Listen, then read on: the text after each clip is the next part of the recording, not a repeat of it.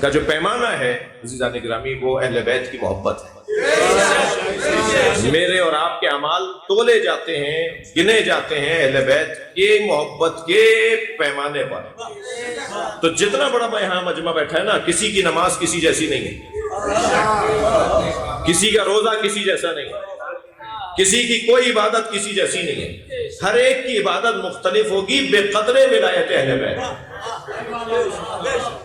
ممکن ہے اسی مجلس میں کوئی اللہ کا ولی بیٹھا ہو، اور ممکن ہے اسی مجلس میں مجھ جیسا بھی کوئی بیٹھا ہو جس کو ابھی بہت کام کرنے کی ضرورت ہے، بہت آگے آنے کی ضرورت ہے، بڑی محنت کی ضرورت ہے۔ اچھا، یہ جو ظرف ہے اس میں وہ محبت اور ولایت علی اترے گی۔ یہ ظرف مادی ظرفوں کی طرح مجبور نہیں ہو جاتا کہ پر ہو گیا۔ جیسے یہ گلاس رکھا ہے، اس میں زیادہ جو ہے وہ آدھا پاؤ پانی آئے گا جی، اس میں آپ ڈال دیجئے 1 کلو پانی تو یہ ابلنے لگے گا کہ جی ظرف چھوٹا ہے۔ یہ مادی چیزوں کو ناپنے کے جو ظرف ہے نا، وہ محدود اور مجبور ہے، لیکن مانوی عنوانات کو تولنے کے ظرف محدود نہیں ہے۔ آپ مظروف بڑھاتے رہیں، ظرف بڑا ہوتا چلا جائے گا، ظرف خود بخود بڑا ہوتا چلا جائے گا۔ سوال یہ ہے کہ وہ جو ولایت ہے، وہ جو صراط مستقیم ہے، وہ جو حبل اللہ ہے، وہ جو سبیل ہے، جسے قرآن نے اہل بیت سے جڑنے کے نام دیے ہیں نا، وَاعْتَصِمُوا بِحَبْلِ اللَّهِ جَمِيعًا وَلَا تَفَرَّقُوا، اللہ کی رسی کو مضبوطی کے ساتھ تھامے رکھو۔ یہ اللہ کی رسی کیا ہے؟ یہ اللہ کی رسی کہاں لٹکی ہوئی ہے؟ یہ مکے کی چھت پہ اور خانہ کعبہ کی چھت پہ لٹکی ہوئی ہے۔ یہ لٹکی بھی کہاں ہے؟ کہاں جا کے پکڑے اسے؟ یہ تو اہدنا الصراط المستقیم، صراط مستقیم پر قائم رکھ، یہ رستہ کہاں ہے؟ یہ مشرق سے مغرب جاتا ہے، شمال سے جنوب جاتا ہے، یہ رستہ کہاں ہے؟ جی اِنَّا هَدَيْنَاهُ السَّبِيلَ اِمَّا شَاكِرًا وَإِمَّا كَفُورًا، ہم نے تمہیں رستہ دکھا دیا، چاہے تو نعمت کا شکریہ ادا کرو، چاہے کفران نے۔ یہ سبیل کہاں ہے جو رستہ اس نے دکھا دیا؟ یہ حبل اللہ کہاں ہے؟ یہ صراط کہاں ہے؟ یہ سبیل کہاں ہے؟ یہ کہاں ہے؟ یہ بیرونی ہے کہ درونی ہے؟ یہ رستے درونی ہیں۔ یہ صراط اندر سے گزر رہی ہے، یہ حبل اللہ اندر ہے، یہ نور جسے اللہ نے اپنی ذات تک پہنچنے کا ذریعہ بنایا وہ اندر ہے، یہ سبیل اندر ہے۔ مجھے اندر اپنا ٹھیک کرنا ہوگا۔ جتنا میرا اندر پاک ہوتا چلا جائے گا، پاکوں کے لیے جگہ بڑھتی چلی جائے گی۔ اب یہ اندر کو پاک کرنے کا عزیزان گرامی ایک ذریعہ تو والدین کی طہارت ہے، نسلوں کی پاکی ہے، خاندانی ہونا ہے، اور خون کی تاثیر ہے۔ اس میں میرا اور آپ کا کوئی کام نہیں ہے، اپنے لیے کوئی کام نہیں ہے، مگر اپنے آگے والوں کے لیے کام ہے۔ میرے ماں باپ نے ان کا کام تھا، لیکن آئندہ کی نسل کے لیے تو ہمارا کام ہے۔ یہ جو اندر کی طہارت اور قلب کو آمادہ کرنے کا عنوان ہے، اس کے لیے ایک تو خاندانی ہونا، نسلی ہونا، جی حسبی ہونا، نسبی ہونا، یہ بہت ضروری ہے۔ لہٰذا میں ان بچوں اور جوانوں سے کہوں گا کہ تمہیں تلاش ہے کسی ساتھی کی، تو اس بات کا خیال رہے کہ خاندان میں کہیں دوغلا پن نہ آنے پائے، سفید چمڑی پر نہ جانا، ولایت علی کو دیکھنا،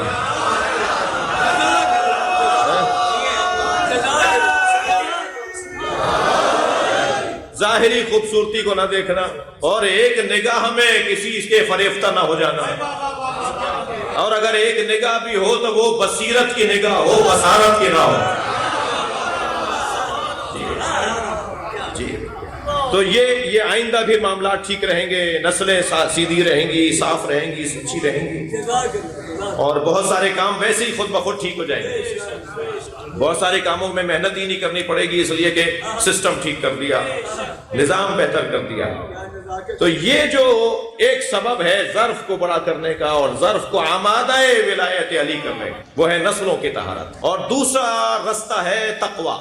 جتنا تقوی میرا اور آپ کا بڑھتا چلا جائے گا، اتنا ظرف آمادہ پذیرش ولایت علی ہوتا چلا جائے گا، تقوی۔ لہٰذا ہم نے دیکھا کہ بڑے اچھے نہیں تھے مگر بچہ اچھا ہو گیا۔ یہ بڑوں کے برا ہونے پر بچہ اچھا کیسے ہو گیا؟ صلوات پڑھنا محمد و آل محمد۔ ایسا ہے، وہ جو تقوی ہے ہے، وہ جو ذاتی کوشش ہے، وہ جو ذاتی مشقت ہے، وہ ذاتی توجہ ہے، وہ بہت بڑا عنوان ہے۔ میری اپنی تحقیق اور اپنی سمجھ اور اپنی جو بھی میری سوچ ہے، جو بھی میرا کام ہے، اس کے مطابق برابر کی حیثیت ہے جی۔ اور سونے پہ سہاگا ہو اگر دونوں چیزیں ہوں، والدین کی طہارت بھی اور تقوی قلبی بھی۔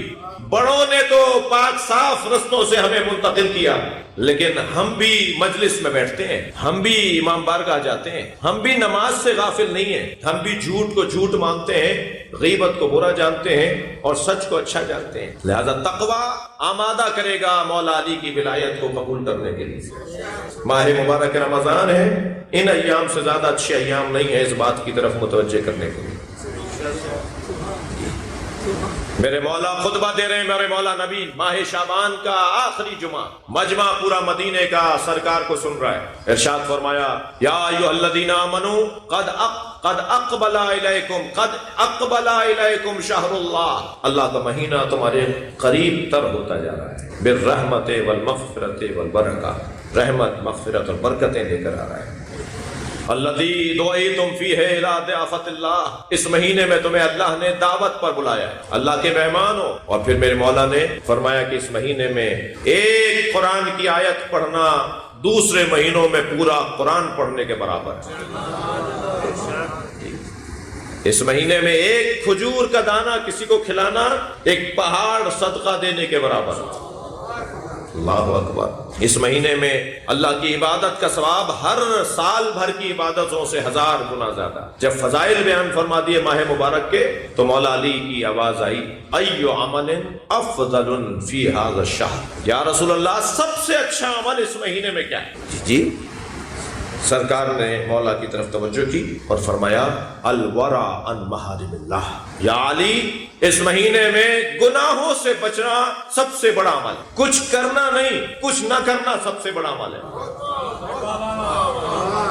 یہی مطلب ہوا نا جی، نماز پڑھنا تو کچھ کرنا ہے، روزہ رکھنا کچھ کرنا ہے، قرآن پڑھنا کچھ کرنا ہے، کچھ کرنا نہیں، اس مہینے میں کچھ نہ کرنا سب سے بڑا عمل ہے۔ یعنی گناہ نہیں کرو، اس مہینے میں جھوٹ نہیں بولو، اس مہینے میں غیبت نہیں کرو، اس مہینے میں چوری نہیں کرو، اس مہینے میں اپنے آفس وقت پہ پہنچو۔ چوری صرف یہ تو نہیں ہے کہ میں آپ کے فریج سے کچھ چیز نکال کے کھا لوں اور آپ کو پتہ بھی نہ چلے، چوری یہ بھی تو ہے کہ 8 بجے آفس کا ٹائم تھا، میں 11 بجے جا رہا ہوں اور تنخواہ میں 8 بجے والی لے رہا ہوں۔ اس مہینے میں ذرا سیدھے ہو کر دکھا دو، اس مہینے میں صلوات پڑھیں ذرا محمد و آل محمد۔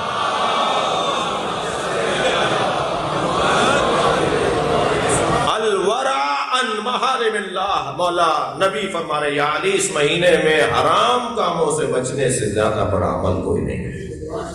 سب سے افضل عمل یہ ہے کہ گناہوں سے اپنے آپ کو بچاؤ۔ یہ کہہ کر مولا کو دیکھنا شروع کیا، اور دیکھنا کیا تھا کہ آنکھوں سے سرکار کے آنسوؤں کی لڑی بہنے لگی، آنسوؤں کا ایک گریے کی شدت تھی، اتنا شدید ممبر پہ بیٹھ کر روئے کہ سارا مجمع مضطرب تھا، کیونکہ بات مولا علی سے ہو رہی تھی۔ تو مولا نے ہی آواز دے کر کہا، ما یبکی کا یا رسول اللہ، یا رسول اللہ آپ کو کس چیز نے رلایا ہے؟ علی نے تو کوئی ایسی بات نہیں کی تھی۔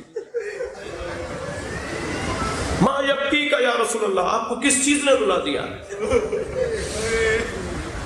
فرمایا اس مہینے میں تاریخ کا سب سے بڑا گناہ ہوگا، اس مہینے میں بشریت کی تاریخ کا سب سے بڑا گناہ ہوگا، اور وہ یہ کہ تمہارے سر پہ ضربت ماری جائے گی، تمہاری داڑھی تمہارے اپنے سر کے خون سے رنگین ہو جائے گی۔